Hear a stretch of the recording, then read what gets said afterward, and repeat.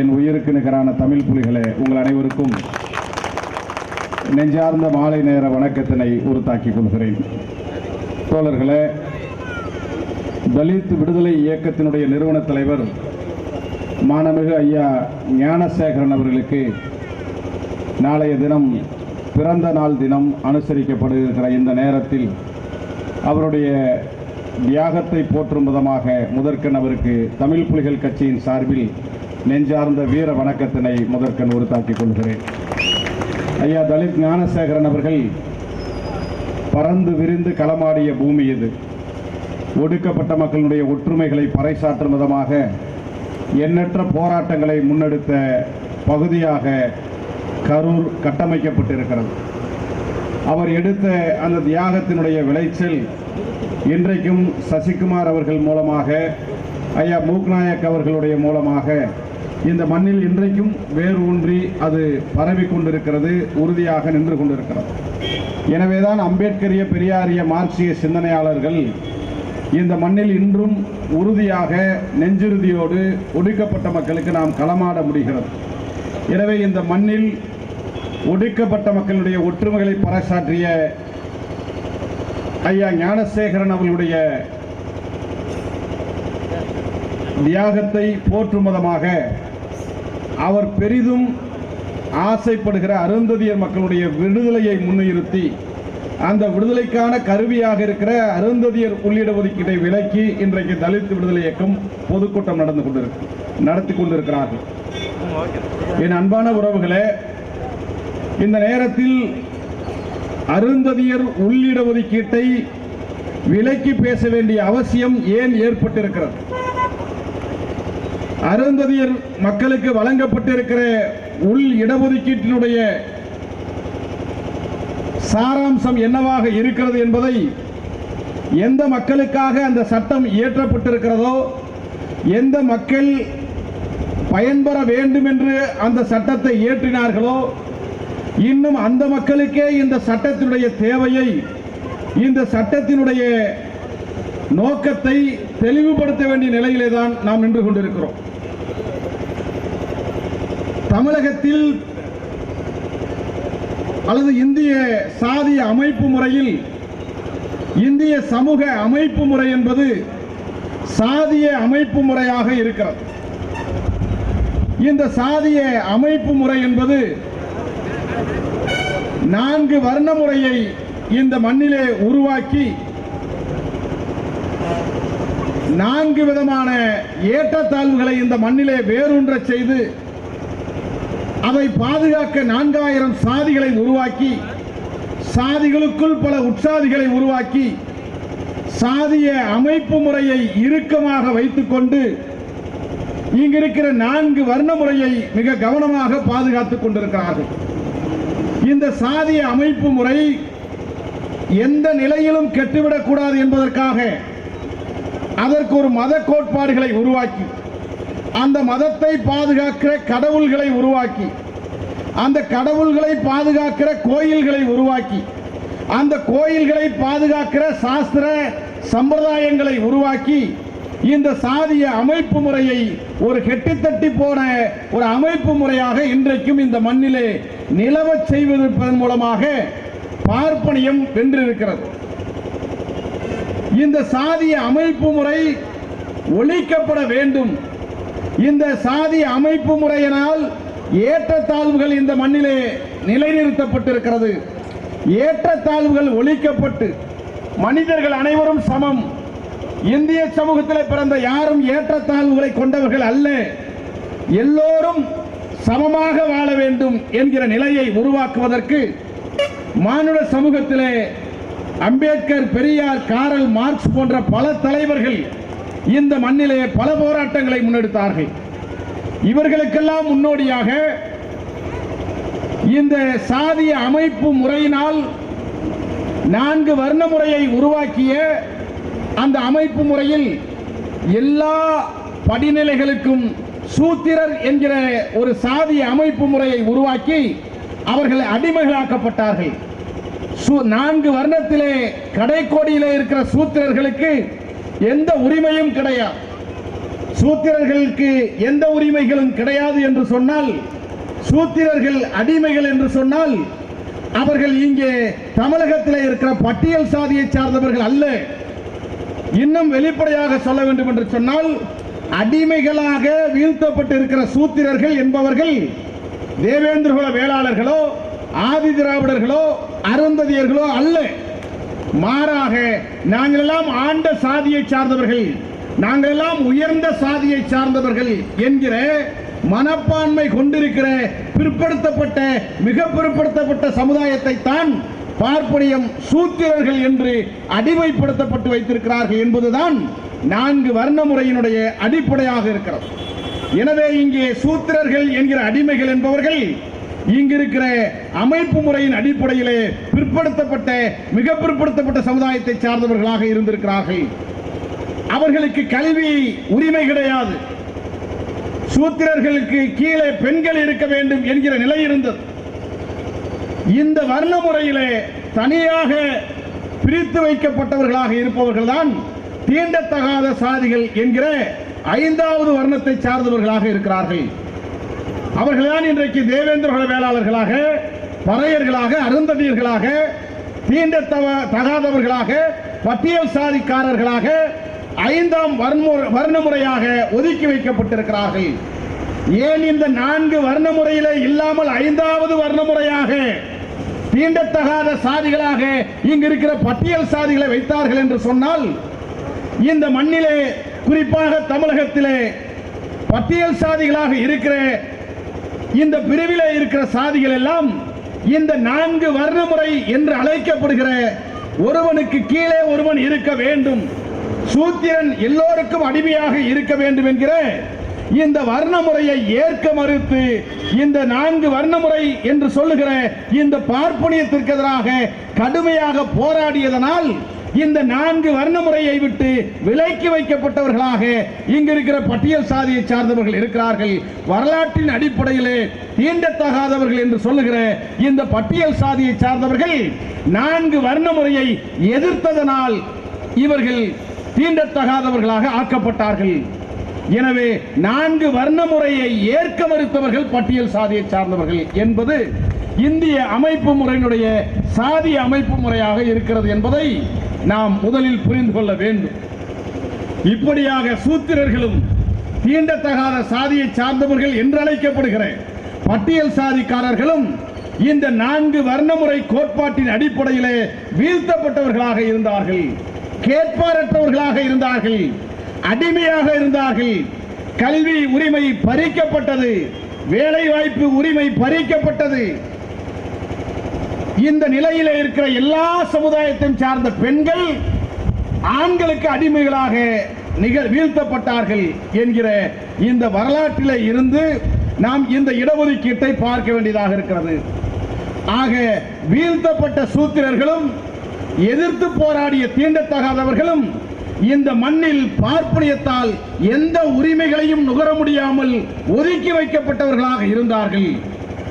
இந்த நிலையை இந்திய வரலாற்றில் முதலாக மாற்றியவர் வடமாநிலத்தில் பிறந்த ஜோதிராவ் பூலே என்கிற ஒரு சாகு தலைவர்களுக்கு முன்பாக சாகு மகாராஜா என்கிற ஒரு மன்னர் ஆளுகிற அந்த மண்ணிலே சூத்திரர்கள் வீழ்த்தப்பட்டு கிடக்கிறார்களே, பஞ்சமர்கள் கேட்பாரற்று கிடக்கிறார்களே, எல்லா வேலை வாய்ப்புகளையும் எல்லா உரிமைகளையும் பார்ப்பனர்கள் மட்டுமே அனுபவித்துக் கொண்டிருக்கிறார்களே, இந்த நிலையை மாற்றியமைக்க வேண்டும். எல்லா சாதியை சார்ந்தவர்களும் எல்லா வேலை வாய்ப்புகளையும் பெற வேண்டும், எல்லா உரிமைகளையும் பெற வேண்டும் என்று முதலாக சிந்தித்து சாகு மகாராஜா என்கிற மன்னன் ஏறத்தாழ 1902ஆம் ஆண்டு வாக்கிலே சூத்திரர்களுக்கு கல்வியிலே இடமளித்தார், சூத்திரர்களுக்கு வேலை வாய்ப்பிலே இடமளித்தார். இந்த மண்ணிலே அடிமைகளாக வீழ்த்தப்பட்டிருக்கிற பெண்கள் கல்வியை பெற வேண்டும், பெண்கள் வேலை வாய்ப்பிலே முன்னேற்றம் அடைய வேண்டும் என்று சாகர் மகாராஜாவிற்கு பிறகு ஜோதிராவ் பூலே, சாவித்திரிபாய் பூலே போன்ற வட இந்தியாவிலே பல தலைவர்கள் உருவாகி ஒடுக்கப்பட்ட மக்களுக்காக, சாதியின் பெயரால் வீழ்த்தப்பட்ட பிற்படுத்தப்பட்ட தீண்டத்தகாத மக்களுக்காக பல போராட்டங்களை முன்னெடுத்தார்கள். தமிழகத்திலே தந்தை பெரியார் பிறந்தார். வடமாநிலத்திலே பிறந்த புரட்சியாளர் அம்பேத்கர் அவர்கள் பெரியாரின் சிந்தனையோடும் பெரியார் அம்பேத்கரிய சிந்தனையோடும் ஒன்றி போய் பல போராட்டங்களை முன்னெடுத்ததனுடைய விளைவாக சாகு மகாராஜா உருவாக்கி தந்த இடஒதுக்கீட்டினுடைய நீட்சி தொடர்ச்சியாக இந்திய மண்ணிலே வேர்விட்டு பரவியது. சூத்திரர்களும் பஞ்சவர்களும் கல்வியிலே இடமொழிய இடம் பெறுவதற்கான வாய்ப்புகளை அவர்கள் உருவாக்கிறார். இதனுடைய நீட்சியாக தந்தை பெரியார் அவர்களும் புரட்சியாளர் அம்பேத்கர் அவர்களும் எடுத்த முன்னெடுப்புகளினுடைய விளைவாக தமிழகத்திலே நீதி கட்சி உருவானது. தென்னிந்திய நல உரிமை சங்கமாக உருவாக்கப்பட்டு பின்னாளிலே நீதி கட்சியாக உருவெடுத்து இன்றைக்கும் நீதி கட்சியினுடைய தொடர்ச்சியாக திராவிட முன்னேற்ற கழகம் இன்றைக்கு ஆட்சியில் அமர்த்தப்பட்டிருக்கிறது அல்லவா. இவையெல்லாம் ஒரு சித்தாந்தத்தின் அடிப்படையில் உருவாக்கப்பட்டது. இந்த தென்னிந்திய நல உரிமை சங்கமாக இருக்கலாம் அல்லது நீதி கட்சியாக இருக்கலாம். இவைகளெல்லாம் எதனால் உருவாக்கப்பட்டது என்று சொன்னால், தமிழகத்தில் எல்லா உரிமைகளையும் பார்ப்பனர்கள் மட்டுமே அனுபவித்துக் கொண்டிருக்கிறார்கள். கல்வியா பார்ப்பனர்களுக்கு மட்டுமே, வேலை வாய்ப்பா பார்ப்பனர்களுக்கு மட்டுமே, ஆட்சி அதிகாரமா பார்ப்பனர்களுக்கு மட்டுமே, அதிகாரத்தை தீர்மானிக்கிற இடமா பார்ப்பனர்களுக்கு மட்டுமே என்கிற நிலையை மாற்றி அமைப்பதற்காக தென்னிந்திய நலச்சங்கம் என்கிற இயக்கத்தை உருவாக்கி பார்ப்பனர் அல்லாத மக்களுக்கு கல்வியிலே இடமளிக்க வேண்டும், பார்ப்பனர் அல்லாத மக்களுக்கு வேலை வாய்ப்பிலே இடமளிக்க வேண்டும், பார்ப்பனர் அல்லாத மக்களுக்கு அனைவரையும் சமமாக நடத்தப்பட வேண்டும் என்கிற முழக்கத்தை முன்வைத்து நீதி கட்சியினுடைய வரலாறு உருவானது. நீதி கட்சி உருவான பிறகுதான் பார்ப்பனர்களுக்கு எதிரான கலகத்தை உருவாக்கி பார்ப்பனர் அல்லாத மக்கள் எல்லா நிலைகளிலும் முன்னேற்றம் அடைவதற்கான வாய்ப்புகளை உருவாக்கினார்கள். அந்த நீட்சியிலே தான் பிற்படுத்தப்பட்ட மக்களுக்கு இடஒதுக்கீடு, இங்க இருக்கிற பட்டியல் சாதி மக்களுக்கு இடஒதுக்கீடு என்கிற இந்த இடஒதுக்கீடுடைய சாராம்சம் உருவானது. ஆக இடஒதுக்கீடு என்பது எதற்காக உருவாக்கப்பட்டது என்று சொன்னால், அனைவருக்கும் பங்கினை சமமாக்கப்பட வேண்டும், சாதிய ஏற்றத்தாழ்வுகள் ஒழிக்கப்பட வேண்டும் என்று சொன்னால், அவர்கள் கல்வியிலே, வேலை வாய்ப்பிலே, பொருளாதாரத்திலே, அரசியலிலே முன்னேற வேண்டும். அதற்கு ஒரு கருவியாக இந்த இடஒதுக்கீடு அமையும் என்பதை நோக்கத்தின் அடிப்படையில் தான் இடஒதுக்கீடு என்கிற கோட்பாடு உருவானது. ஆக இடஒதுக்கீடுடைய சாராம்சம் என்பது அனைவருக்கும் சமமான வாய்ப்புகளை வழங்க வேண்டும் என்கிற அடிப்படையில் தான் ஒரு குறிப்பிட்ட சாதிகள் மாத்திரமே அந்த வாய்ப்புகளை அனுபவித்துவிடக் கூடாது, கல்வி, வேலை வாய்ப்பு, அரசியல், பங்கு என்று அனைத்தும் அனைத்து சாதிகளுக்கும் பரவலாக்கப்பட வேண்டும் என்கிற லட்சிய நோக்கத்தோடு உயர்ந்த சிந்தனையோடு உருவாக்கப்பட்டதுதான் இடஒதுக்கீடு. அந்த அடிப்படையில் தான் தமிழகத்தில் 69% இடஒதுக்கீடு நடைமுறையில் இருக்கிறது. இந்த இடஒதுக்கீடுக்கு நீண்ட வரலாறு இருக்கிறது.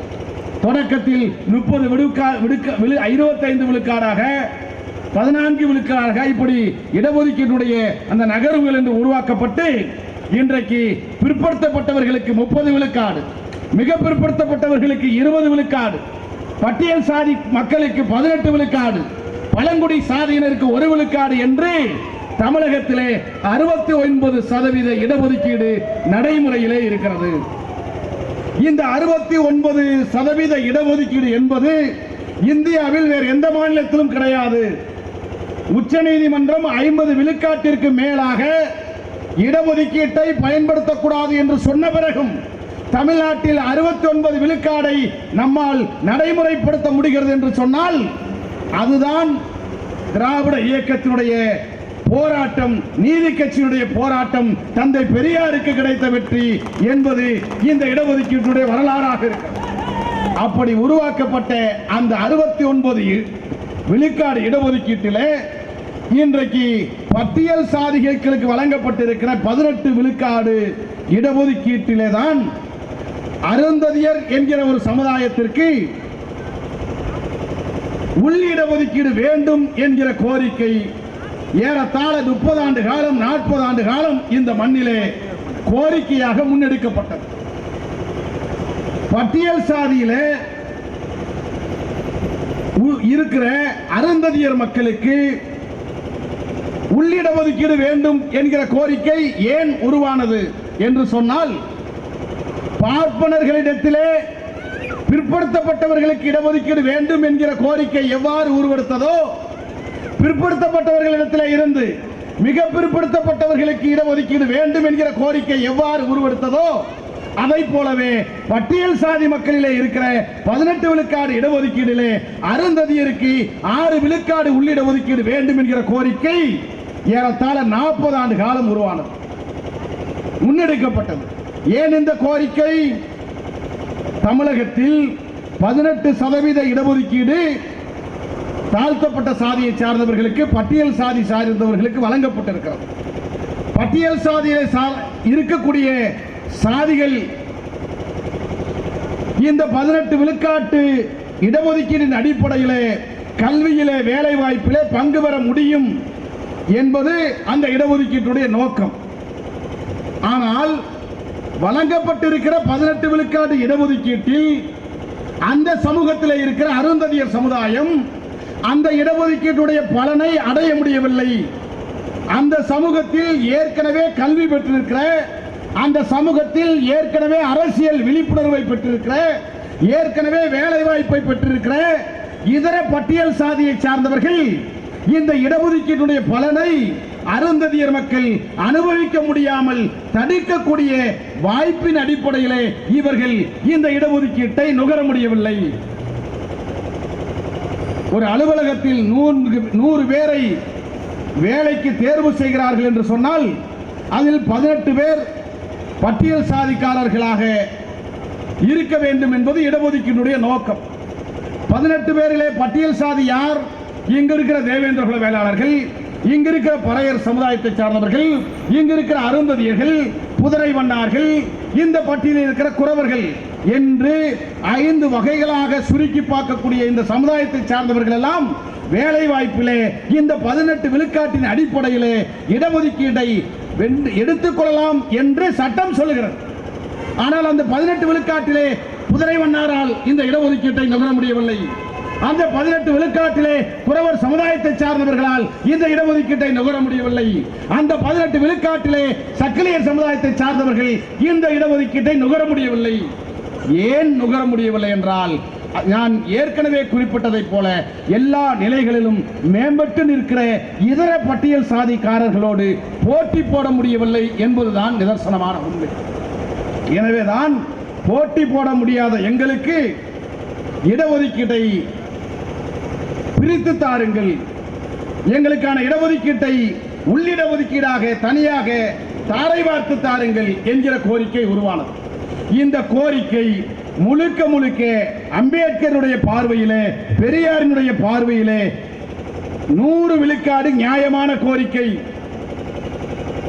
பட்டியல் சாதியில் இருக்கிற 18 விழுக்காட்டிலே அருந்ததியர்களுக்கு இடஒதுக்கீடு வேண்டும் என்கிற கோரிக்கை இதர பட்டியல் சாதிக்காரர்களுக்கு எதிரான கோரிக்கை அல்ல.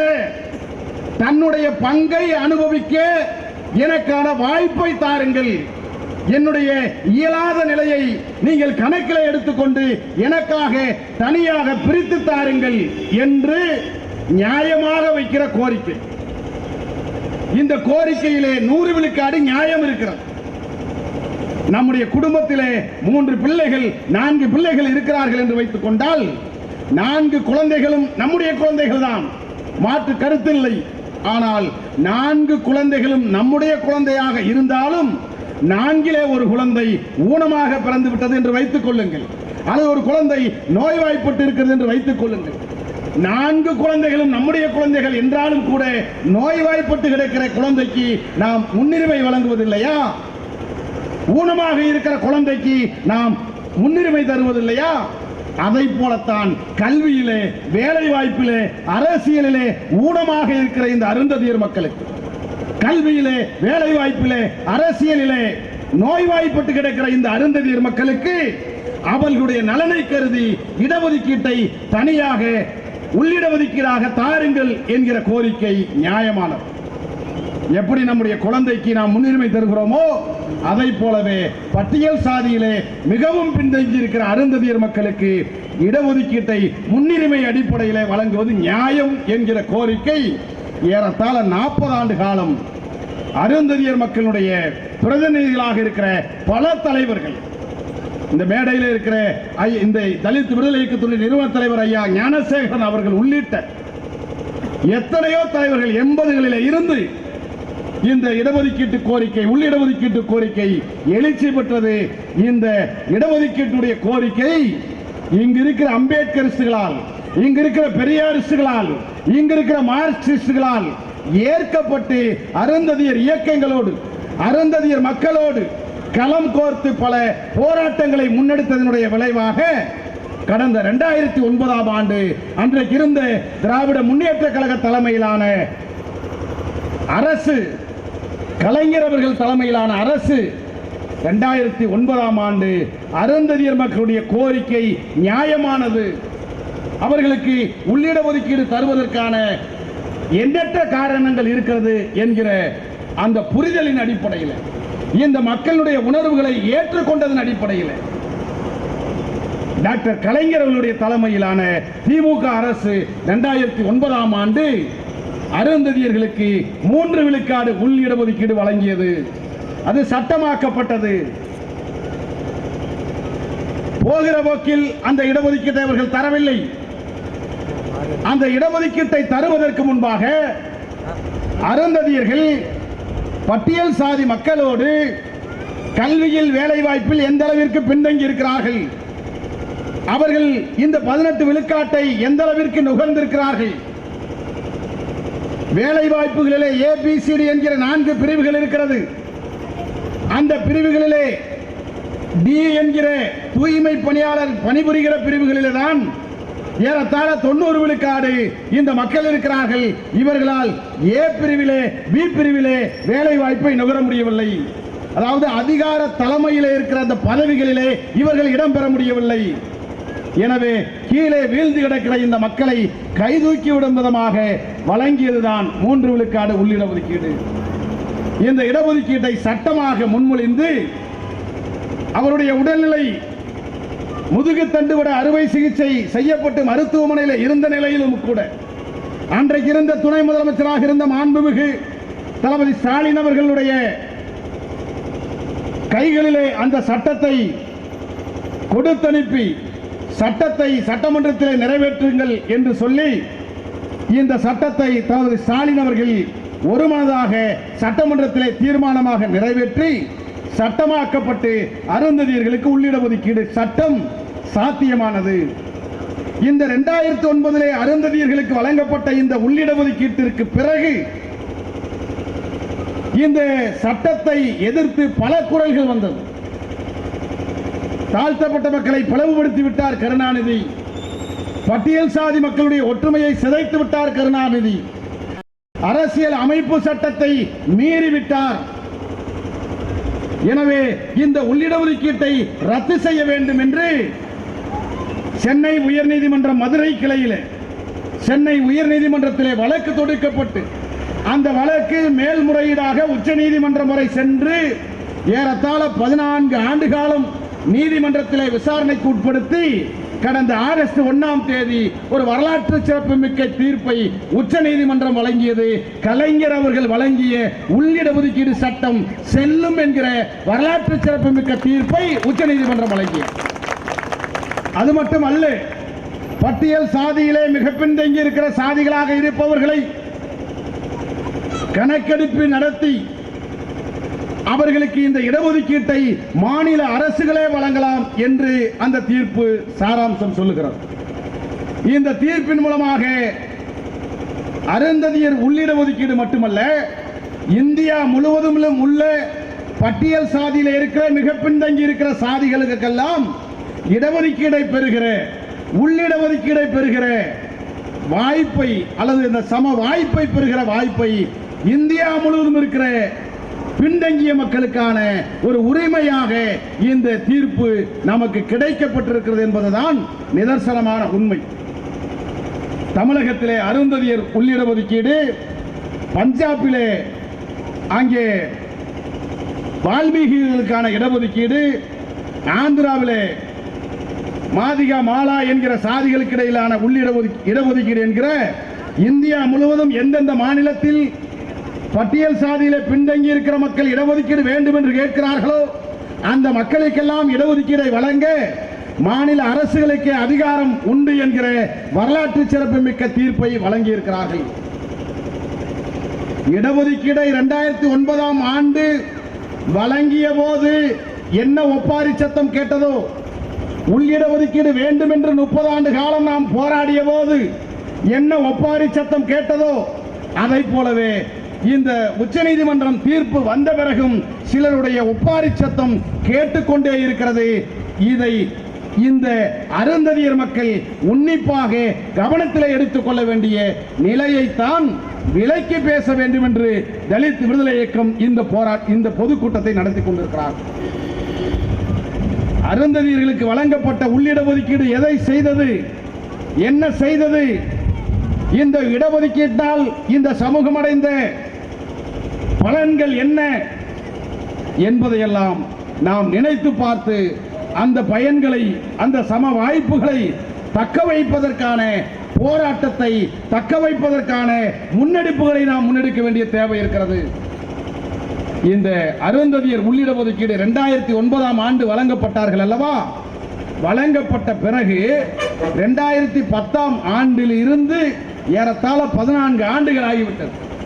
14 ஆண்டுகள் ஆன இந்த இடைப்பட்ட காலத்தில் கலைஞர் தந்த இடஒதுக்கீடு, ஸ்டாலின் அவர்கள் பாதுகாத்து தந்த இடஒதுக்கீடு, மார்க்சிஸ்ட் கம்யூனிஸ்ட் கட்சி பெற்று தந்த இடஒதுக்கீடு, இங்கிருக்கிற இடதுசாரிகளால் பெற்று தந்த இடஒதுக்கீடு எதை சாதித்தது என்று சொன்னால், 2009க்கு முன்பாக நம்முடைய பிள்ளைகள், நம்முடைய குழந்தைகள் கல்வி உரிமையை பெற்று ஒரு மருத்துவர்களாக, ஒரு இன்ஜினியர்களாக, ஒரு வழக்கறிஞராக நாம் நம்முடைய பிள்ளைகளை வளர்க்க வேண்டும் என்று நாம் ஆசைப்பட்டிருப்போம். நம்முடைய பிள்ளைகள் எல்லாம் டாக்டர் ஆக மாட்டாங்களா, நம்ம பிள்ளைகள் எல்லாம் கலெக்டர் ஆக மாட்டாங்களா, நம்ம பிள்ளைகள் எல்லாம் இன்ஜினியர் ஆக மாட்டாங்களா, எத்தனை வருஷத்துக்கு நாம இந்த மலத்தை அள்ளி இந்த இழிவான தொழிலிலே நாம் ஈடுபட போகிறோம், எத்தனை ஆண்டு காலம் ஏழை கூலிகளாக இருக்க போகிறோம், எத்தனை ஆண்டு காலம் விவசாய கொத்தடிமைகளாக இருக்க போகிறோம், எத்தனை ஆண்டு காலம் விவசாய கூலிகளாக இருக்க போகிறோம், எத்தனை ஆண்டு காலம் செருப்பை தைத்துக் கொண்டு ஓடாய் தேய போகிறோம். நம்முடைய தலைமுறையிலே நாம் செருப்பு தைத்தது போதும், நம்முடைய தலைமுறையிலே நாம் மலமல்லியது போதும், நம்முடைய தலைமுறையிலே கூலிகளாக இருந்தது போதும். நம்முடைய பிள்ளைகளாவது ஒரு டாக்டராக வேண்டாமா, இன்ஜினியராக வேண்டாமா, கலெக்டராக வேண்டாமா, வக்கீலாக வேண்டாமா என்று நாம் கனவு கொண்டு இருந்தோம் அல்லவா? அந்த கனவு இந்த இடஒதுக்கீடு வருவதற்கு முன்பாக நடக்கவில்லை. அங்கொன்றும் இங்கொன்றுமாக நடந்திருக்கலாம், ஆனால் நாம் எதிர்பார்த்ததை போல நடக்கவில்லை. 2009ஆம் ஆண்டு இந்த இடஒதுக்கீடு தந்த பிறகு 2010ஆம் ஆண்டு ஒரு கணக்கிற்காக, ஒரு வாதத்திற்காக மருத்துவக் கல்லூரியிலே டாக்டர்களுக்கு படிக்க போகிற மாணவர்கள் பட்டியல் வெளியே வந்திருக்கிறது. 2009 இடஒதுக்கீடு தருவதற்கு முன்பாக ஆண்டிற்கு 600 மருத்துவர்கள் போகிறார்கள் என்று வைத்துக் கொள்ளுங்கள். பட்டியல் சாதியிலே 18 விழுக்காடு இடஒதுக்கீட்டின் அடிப்படையில் 600, 650 மாணவர்கள் ஆண்டிற்கு ஒரு முறை டாக்டர்களாக போகிறார்கள். ஆண்டிற்கு ஒரு முறை டாக்டர்களாக 600 பேர் போகிறார்கள் என்றால் தேவேந்திரகுல வேளாளர், பறையர், அருந்ததியர் என்று பொதுவான கணக்காக அது காட்டப்படுகிறது. ஆனால் அப்படி போகிற மருத்துவ மாணவர்களிலே எத்தனை பேர் அருந்ததியர் என்று கணக்கு பார்த்தால் 2009க்கு முன்பாக வெறும் 5 பேர், 6 பேர் தான் மருத்துவக் கல்லூரியிலே நுழைய கூடிய ஒரு வாய்ப்பை பெற்றிருக்கிறார்கள். ஆனால் இந்த இடஒதுக்கீடு வந்த பிறகு ஏறத்தாழ ஆண்டிற்கு 70 பேர் மருத்துவ மாணவர்களாக இந்த தலைமுறையிலே டாக்டர்களாக நாம் முன்னேற முடிகிறது என்று சொன்னால் அந்த இடஒதுக்கீடு தான் கலைஞர் அவர்கள் நமக்கு தந்த இடஒதுக்கீடு. ஆண்டிற்கு 70 பேர் மருத்துவர்களாக, ஆண்டிற்கு 60-70 பேர் பொறியாளர்களாக, 100க்கும் மேற்பட்டவர்கள் பொறியாளர்களாக, 100க்கு மேற்பட்டவர்கள் வழக்கறிஞராக இன்றைக்கு நாம் வர முடிகிறது என்று சொன்னால், அதுவரை வாய்ப்பு மறுக்கப்பட்ட நமக்கு இந்த உள்ளிடஒதுக்கீடு தந்த வாய்ப்பினால் நாம் இந்த இடத்தை எட்ட முடிந்திருக்கிறது என்பதை அருந்ததியர் சமுதாய சொந்தங்கள் புரிந்து கொள்ள வேண்டும். வாய்ப்பை பெறக்கூடிய நாம் இந்த இடஒதுக்கீட்டை பாதுகாக்க வேண்டிய தேவை இருக்கிறது. இப்படியெல்லாம் நாம் மருத்துவ மாணவர்களாக வந்த பிறகு, கல்வியிலே வேலை வாய்ப்பிலே அந்த பயனை நாம் அடைந்த பிறகு, அந்த சம பங்கை நாம் பெற்ற பிறகு, அதற்கு முன்பாக இந்த சம பங்கை நமக்கு தரவிடாமல் அனுபவித்துக் கொண்டிருந்த இதர பட்டிய சாதியை சார்ந்தவர்கள் ஒப்பாரி வைக்கிறார்கள், அல்லது கூப்பாடு போடுகிறார்கள், அல்லது பொய்யை இந்த மண்ணிலே விதைத்து ஏதோ பட்டியல் சாதிக்காரர்கள் உரிமைகளை எல்லாம், தேவேந்திரகுல வேளாளர்களுடைய உரிமைகளை எல்லாம், பறையர்களுடைய உரிமைகளை எல்லாம் சக்கிலியர்கள் எடுத்துக்கொண்டு போகிறார்களே என்கிற அந்த பொய்யான முரணான அந்த கருத்துக்களை விதைத்து பட்டியல் சாதி மக்களுடைய பங்கை சக்கிலியர்களிடமிருந்து மீண்டும் பெற துடிக்கிற போராட்டமாக இன்றைக்கு தமிழகத்திலே வலதுசாரிகள் அனைவரும் ஓர் அணியிலே திரண்டிருக்கிறார். இதை நீங்கள் புரிந்து கொள்ள வேண்டும். ஆனால் நிதர்சனமான உண்மை என்ன? உண்மையிலேயே தேவேந்திரகுல வேளாளர்களுடைய உரிமைகளை பறித்திருக்கிறார்களா? கிடையாது. பறையர் மக்களுடைய உரிமைகளை பறித்திருக்கிறார்களா? கிடையாது. இவர்களுக்கு தந்திருக்கிற இந்த 3 விழுக்காடு இடஒதுக்கீட்டுடைய பலனை கூட கடந்த 14 ஆண்டு காலம் இந்த சட்டம் நடைமுறையில் இருந்தும் கூட இந்த 3 விழுக்காட்டிற்கு ஆள் இல்லாமல் இந்த பதவிகள் காலியாக்கப்பட்டு இதர பட்டியல் சாதியை சார்ந்தவர்கள் தான் இன்றைக்கும் அருந்ததியர் மக்களுடைய இடஒதுக்கீட்டுடைய பயனை அனுபவித்துக் கொண்டிருக்கிறார்கள் என்கிற உண்மையை மறைத்து பொய்யான பித்தலாட்டமான ஒரு கருத்தை இந்த மண்ணிலே விதைத்துக் கொண்டிருக்கிறார்கள். நான் உங்களுக்கு சொல்ல கடமைப்பட்டிருக்கிறேன். உண்மையிலேயே இந்த அருந்ததியர் உள்ளிடஒதுக்கீடு சட்டத்தில், முன்னுரிமை அடிப்படையிலான சட்டத்தில் 3 விழுக்காடு நமக்கு முன்னுரிமை. 3 விழுக்காட்டிலே நம்முடைய அருந்ததியர் மக்கள் இல்லை என்றால் இதர பட்டியல் சாதிக்காரர்கள் பங்கு பெறலாம். அதே போல 3 விழுக்காடு இருந்து அதற்கு மேலாக அருந்ததியர்கள் இருக்கிறார்கள் என்றால் 15 விழுக்காட்டிலும் பங்கு பெறலாம் என்று அரசாணை சொல்லுகிறது. ஆனால் இந்த அருந்ததியர் மக்கள் இன்னும் உள்ளிட ஒதுக்கீடு என்றாலே என்னவென்று தெரியாது, இந்த சட்டம் நமக்கு இருக்கிறதா என்பதே நமக்கு தெரியாது, 3 விழுக்காடு நமக்கா என்கிற விழிப்புணர்வு நமக்கு கிடையாது. இந்த விழிப்புணர்வு இல்லாத காரணத்தினால் 3 விழுக்காட்டிற்கே நம்மால் இல்லை, மீறி 3 விழுக்காடு தான் நமக்கு வழங்கப்பட்டிருக்கிறது, அதற்கு மேலாக நமக்கு இடமில்லை என்று இவனாகவே ஒதுங்கிக் கொள்கிற நிலை இருக்கிறது. ஆனால் உண்மை இவ்வாறு இருக்க, இதர பட்டியல் சமுதாயத்தை சார்ந்தவர்கள் 15லும் இடம்பெறுகிறார்கள், பொது பிரிவிலும் இவர்கள் வருகிறார்கள் என்கிற ஒரு பொய்யான கருத்தை இந்த மக்கள் மத்தியிலே விதைத்து வருகிறார்கள். இப்படி பல இயக்கங்கள், பல தலைவர்கள் இந்த அருந்ததியர் உள்ளிட ஒதுக்கீட்டிற்கு எதிராக பல கருத்துக்களை விதைத்துக் கொண்டிருக்கிறார்கள். நாங்கள் கூட வெளிப்படையாக பேச விரும்புகிறோம். அருந்ததியர் மக்களுடைய பங்கு என்பது யாருடைய பங்கையும் பறிப்பதாக இருக்க வேண்டாம் என்பதை நாங்களே வழிமொழிகிறோம். இன்னும் சொல்ல வேண்டும் என்று சொன்னால் 2009ஆம் ஆண்டுக்கு பிறகு இந்த 14 ஆண்டுகளிலே அருந்ததியர்கள் 3 விழுக்காட்டு இடஒதுக்கீட்டை அனுபவித்திருக்கிறார்களா இல்லையா, அதற்கு மேலே 15 பிரிவிலே இடம்பெற்றிருக்கிறார்களா இல்லையா என்பதை ஒரு கணக்கெடுப்பு நடத்துங்கள், ஒரு அரசாணை உருவாக்குங்கள். அதே போல 3 விழுக்காடில் இல்லாத அருந்ததியர்களுடைய இடத்தை எத்தனை பட்டியல் சாதிக்காரர்கள் அனுபவித்துக் கொண்டிருக்கிறார்கள் என்கிற அந்த புள்ளி விவரங்களையும் நீங்கள் எடுங்கள். அதான் நாங்கள் வெள்ளை அறிக்கைன்னு சொல்றோம். இந்த சட்டம் வந்த பிறகு ஒரு வெள்ளை அறிக்கை விடுங்க. அந்த வெள்ளை அறிக்கையில உண்மையிலேயே எந்த மக்கள் எத்தனை விழுக்காட்டுடைய பயனை அடைந்திருக்கிறார்கள் என்பதை நாம் வெள்ளை அறிக்கையாக வெளியிட்ட பிறகு அந்த வெள்ளை அறிக்கையின் அடிப்படையில் நாம் ஒரு முடிவுக்கு வருவோம். இந்த வெள்ளை அறிக்கையை கேட்க யாராவது தயாராக இருக்கிறார்களா? அப்படியெல்லாம் இல்லாமல் ஏதோ அருந்ததியர்கள் நம்முடைய இடஒதுக்கீட்டை பறித்து விட்டார்கள் என்கிற இந்த பொய்யான பரப்புரைகளை பல தலைவர்கள் இங்கே முன்னெடுக்கிறார்கள். தோழர்களே, அருந்ததியர் மக்களுக்கு விடுக்கப்பட்டிருக்கிற சவால் மிக முக்கியமானது என்பதை விட மிக நெருக்கடியானது. எப்படி கழுகுகள் தன்னுடைய இரையை கொத்தி பிடுங்கி தின்கிறதோ அதை போல இந்த இடஒதுக்கீட்டை நம்மிடமிருந்து பறிப்பதற்கு பல கழுகுகள் காத்திருக்கிறார்கள். நான் ஏன் இதை இப்படி குறிப்பிடுகிறேன் என்று சொன்னால், இந்த இடஒதுக்கீடு என்பது சமத்துவத்தை உருவாக்குவதற்காக, சமூக நீதியை உருவாக்குவதற்காக உருவாக்கப்பட்டது. அந்த சமூக நீதியை கை வைக்க, அந்த சமத்துவ நிலைப்பாட்டில் கை வைக்க எந்த பருந்துகளுக்கும் எந்த கழுகுகளுக்கும் இடமளித்து விடக்கூடாது என்பதற்காக இதை நான் சுட்டிக்காட்ட விரும்புகிறேன். எத்தனை இந்த அருந்ததியர் உள்ளிடஒதுக்கீட்டிற்கு எதிராக எத்தனை பரப்புரைகள், எத்தனை இயக்கங்கள், எத்தனை முன்னெடுப்புகள், இவற்றையெல்லாம் நாம் அடையாளம் கண்டு இந்த மக்களுடைய வாழ்வியலை தீர்மானிக்கிற, இந்த மக்களுடைய எதிர்கால தலைமுறையை தீர்மானிக்க அடிப்படையாக இருக்கிற இந்த அருந்ததியர் உள்ளிடஒதுக்கீட்டை பாதுகாப்பது அருந்ததியர் மக்களுடைய கடமை என்பதையும் தாண்டி ஒவ்வொரு சமூக நீதி காவலர்களுடைய கடமை என்பதை இந்த மண்ணிலே நாம் எடுத்துச் சொல்ல கடமைப்பட்டிருக்கிறோம். உண்மையான ஜனநாயகம் என்பது என்ன? உண்மையான சமூக நீதி என்பது என்ன? யாருக்கெல்லாம் வாய்ப்பு மறுக்கப்பட்டிருக்கிறதோ அவர்களுக்கெல்லாம் அந்த வாய்ப்பை நிலைநிறுத்துவதுதான் உண்மையான சமூக நீதி, நிலைநிறுத்துவதுதான் உண்மையான ஜனநாயகம்.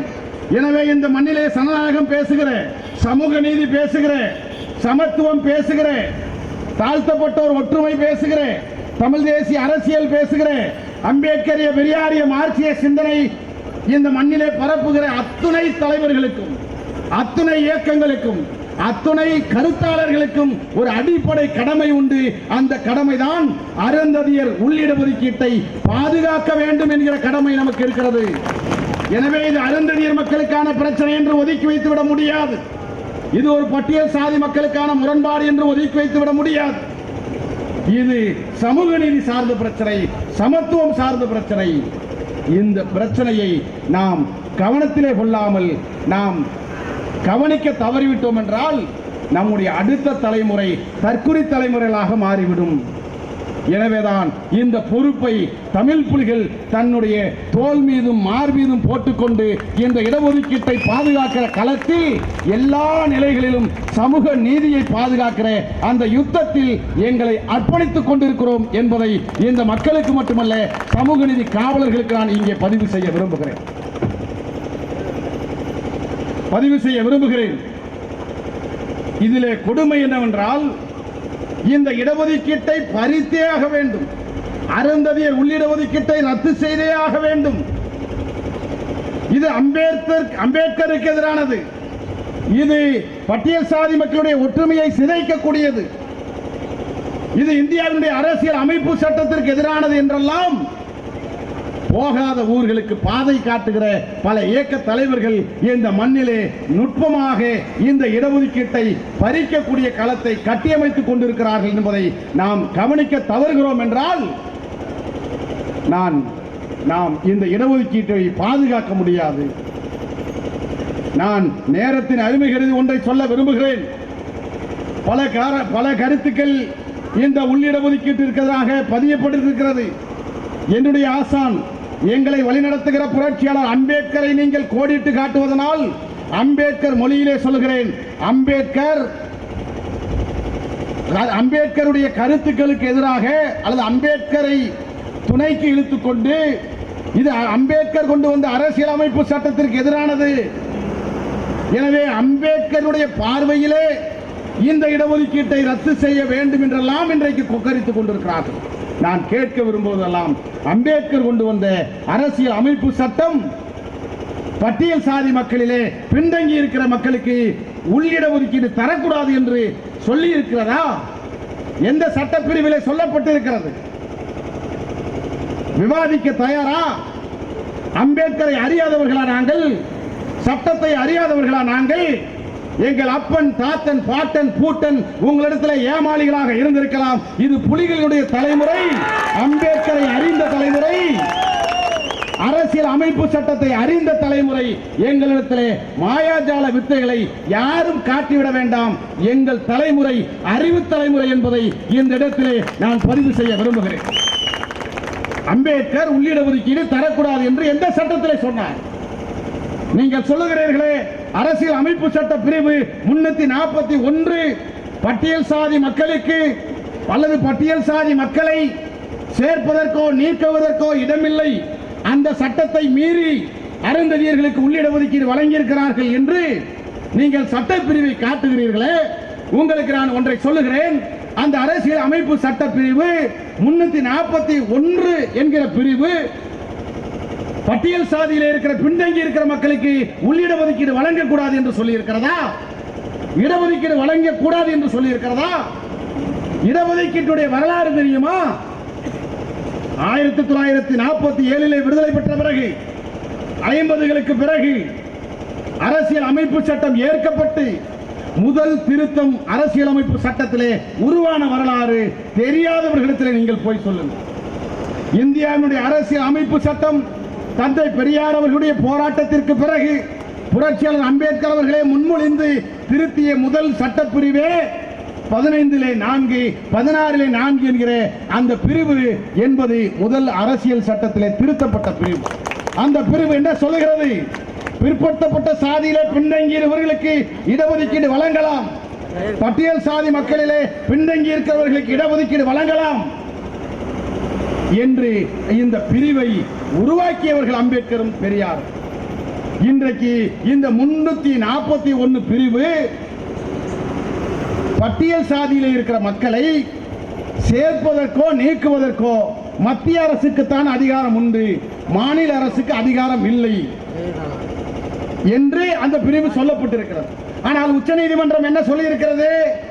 மாநில அரசுகள் இடஒதுக்கீடை பகிர்ந்து கொள்ளலாம் என்றுதான் தீர்ப்பை வழங்கி இருக்கிறது. ஒருபோதும் பட்டியல் சாதியில் இருக்கிற ஒரு சாதியை நீக்கவோ ஒரு சாதியை சேர்க்கவோ மாநில அரசுக்கான உரிமையை உச்சநீதிமன்றம் வழங்கவில்லை.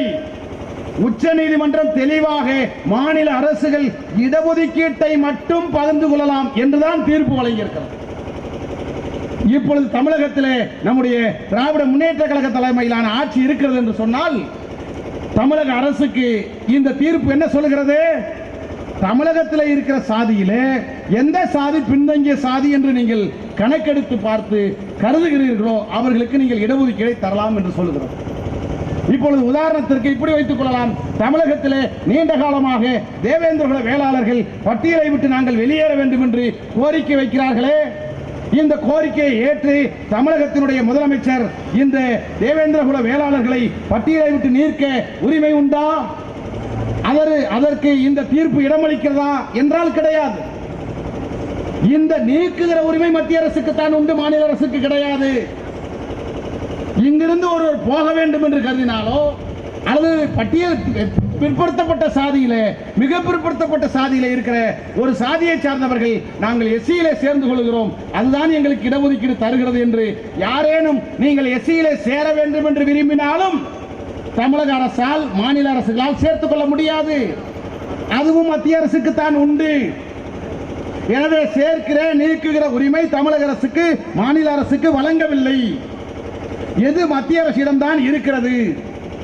எனவே உச்சநீதிமன்றம் தெளிவாக வரையறுத்திருக்கிற ஒன்று இடஒதுக்கீடு மட்டுமே. எனவே இது அரசியலமைப்பு சட்டப்பிரிவு 341 எதிராக இல்லை, அம்பேத்கருடைய அரசியலமைப்பு சட்டத்திற்கு எதிராக இல்லை. மாறாக அம்பேத்கரே இந்த சட்டத்தை உருவாக்குகிற போது ஏறத்தாழ இந்த உள்ளிட ஒதுக்கீடு கோரிக்கை எழவில்லை. ஆனாலும் கூட பம்பாய் மாகாணத்தில் 15 இடங்களிலே இருக்கிற அம்பேத்கர் பிறந்த சாதி மகர் சாதி, அந்த சாதி இடஒதுக்கீட்டை முழுமையாக பங்கெடுத்துக் கொள்கிறது. எனவே அங்கிருக்கிற சமர் சாதிகளுக்கு இடஒதுக்கீட்டை பகிர்ந்தளிக்க வேண்டும் என்ற கோரிக்கை வருகிற போது அம்பேத்கரே சொல்கிறார், இடஒதுக்கீடை பகிர்ந்தளிக்க வேண்டிய தேவை ஏற்பட்டால் அது உள்ளிட ஒதுக்கீடாக இருக்கும் பட்சத்தில் அந்த உள்ளிட ஒதுக்கீடை தருவதற்கும் நான் தயார் என்று பம்பாய் மாகாணத்தில் அம்பேத்கர் முழங்கிய அந்த பேச்சு, அம்பேத்கர் முழங்கிய அந்த வாதம் இன்றைக்கும் நம் கண் முன்னால் இருக்கிறது. எனவே இது அம்பேத்கருக்கு எதிராக இல்லை, அரசியல் அமைப்பு சட்டத்திற்கு எதிராக இல்லை, தாழ்த்தப்பட்டோர் ஒற்றுமையை சிதைக்கவில்லை, பட்டியல் சாதி மக்களிலே இருக்கிற அந்த எண்ணிக்கையை இது சிதைக்கவில்லை. உண்மை இவ்வாறு இருக்க பொய்யான கட்டமைப்பை உருவாக்கி இந்த உள்ளிட ஒதுக்கீட்டை சிதைக்கக்கூடிய முயற்சி நடந்து கொண்டிருக்கிறது. இங்கே பல தலைவர்கள் சொல்லியிருக்கிறார்கள். இங்கே குறிப்பாக இந்த இடஒதுக்கீடு தொடர்பாக தமிழ்நாடு முழுவதும் ஒரு வகையான கருத்துக்கள் பரப்பப்படுகிறது. அப்படி பரப்புபவர்களாவது ஒரே கருத்தை முன்வைக்கிறார்களா என்றால் கிடையாது. இந்த மண்ணிலே சேக்கு தமிழரசன் ஐயா அவர்கள் இடஒதுக்கீடே தரக்கூடாது, உள்ளிடஒதுக்கீட்டை தொடக்கத்திலேயே கிள்ளி எறிய வேண்டும் என்று சொல்கிறார். புதிய தமிழகத்தினுடைய கட்சி தலைவர் ஐயா மருத்துவர் கிருஷ்ணசாமி அவர்கள் இடஒதுக்கீட்டை தாருங்கள், 3ஆ 5ஆ 6ஆ அதோடு வகைப்படுத்திக் கொள்ளுங்கள் என்று சொல்கிறார். அண்ணன் திருமாவளவன் என்ன சொல்கிறார்? வகைப்படுத்த வேண்டாம், உள்ளிட ஒதுக்கீடு வழங்கலாம் என்று சொல்லுகிறார். இதற்கு ஒருபடிக்கு மேலே எந்த சம்பந்தமுமே இல்லாத, இந்த பட்டியல் சாதியிலே பிறக்காத சீமான் என்கிற ஒரு நடிகர் சொல்கிறார், 18 இருந்து எடுக்காதீர்கள், பொதுப்பிரிவிலே இருந்து எடுத்து தாருங்கள் என்று சொல்லுகிறார். இந்த 4 கருத்துக்களும் 4 விதமாக இருக்கிறது. இந்த ஒன்றும் தெரியாத பிள்ளை அடிச்சு விளையாடுற மாதிரி, கல்வியற்ற, வேலை வாய்ப்பில் பங்கு பெற முடியாத, அரசியல் முன்னேற்றத்தை அடையாத இந்த சமுதாய மக்களை எழுச்சி பெற விடாமல், உணர்ச்சி கொள்ள விடாமல் தடுக்கக்கூடிய கருத்துக்களை பல தலைவர்கள் பல விதத்தில் வைத்திருக்கிறார். நான் ஒவ்வொரு தலைவருக்கும் ஒரு கருத்தை வைத்திருக்கிறேன். நேரத்தின் அருமைகிறது. நாம் தமிழர் கட்சியினுடைய தலைவர் சீமான் அவர்கள் எங்க இடஒதுக்கீடு, ஆதிக்குடிகளுடைய இடஒதுக்கீடு, அதுல எப்படி அருந்ததியர்களுக்கு எடுத்துடலாம், பொதுப்பிரிவில் இருந்து எடுத்துட்டாங்க என்று பேசுவது லாஜிக்காக இருக்கலாம். அண்மையிலே அண்ணன் ரவிக்குமார் அவர்கள், விடுதலை சிறுத்தைகள் கட்சியை சார்ந்த அண்ணன் ரவிக்குமார் அவர்கள் ஆதி திராவிடர்களுக்கு தனியாக இடஒதுக்கீடு வேண்டும் என்று கேட்டால் தருவீர்களா என்ற ஒரு வினாவை எழுப்பினார். இப்பொழுது சீமான் இடத்தில் நாம் என்ன கேட்கிறோம்? அண்ணன் ரவிக்குமார் ஆதி திராவிடர்களுக்கு இடஒதுக்கீடு கேட்கிறார், எனவே அவருக்கு இந்த 18 தராமல் பொதுப்பிரிவில் எடுத்து தாருங்கள் என்று சீமான் கருத்தை தெரிவிக்க முடியுமா? முடியாது. ஏன்னா இழுச்சவாயா இங்க இருக்கிற சக்கிலியம் அப்படின்னு சீமான் நினைக்கிறான். நான் ஏன்ட்ட ஒருத்தர் பேட்டி கேட்டாரு, என்னங்க சீமான் இப்படி சொல்றாரு, உங்களுக்கு எப்படி இடஒதுக்கீடு தரலாம்னு கேட்கிறாரு அப்படின்னு நான் சொன்னேன். அவர் பொண்டாட்டி இருக்குல்ல, அவர் மனைவி, அந்த அம்மா ஒரு தெலுங்கச்சி, அவங்களுக்கு எப்படி இடஒதுக்கீடு கொடுத்தாங்க? மொழி அடிப்படையிலையா, சாதி அடிப்படையிலையா? அப்படின்னா மொழி அடிப்படையில் கயல்விழிக்கு இடஒதுக்கீடு தரல. கயல்விழி அம்மா இருக்காங்கல்ல, அவங்க ஒரு தெலுங்கர், அவங்களுக்கு மொழி அடிப்படையில் இடஒதுக்கீடு தரல, அவங்க சாதி அடிப்படையில் கொடுத்தாங்க. அத மாதிரி தான் கயல்விழி அவங்க அம்மாவுக்கு எந்த அடிப்படையில் இடஒதுக்கீடு கொடுத்தார்களோ, சீமான் மனைவி கயல்விழிக்கு எந்த அடிப்படையில் இடஒதுக்கீடு கொடுத்தார்களோ அந்த அடிப்படையில் அருந்ததியர்களுக்கு இடஒதுக்கீட்டை தர வேண்டும் என்று நான் சீமானிடத்தில் சொல்லுகிறேன்.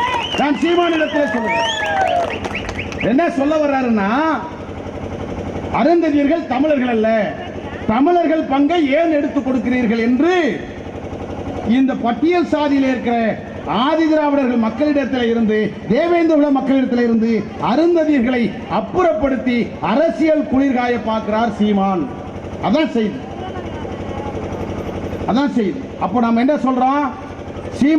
சீமானுக்கு இதை பேசவே தகுதி இல்லை. ஆனால் சீமான் கூட இதிலே நமக்கு எதிராக நின்று கொண்டிருக்கிறார். இதையெல்லாம் நாம் கவனத்தில் எடுத்துக்கொள்ள வேண்டும். இந்த அருந்ததியர் இடஒதுக்கீட்டை பாதுகாக்க நாம் ஒரு அமைப்பாக திரள வேண்டிய தேவையாக இருக்கிறது. நாம் ஒரு அரசியல் விழிப்புணர்வை பெற வேண்டிய தேவை இருக்கிறது.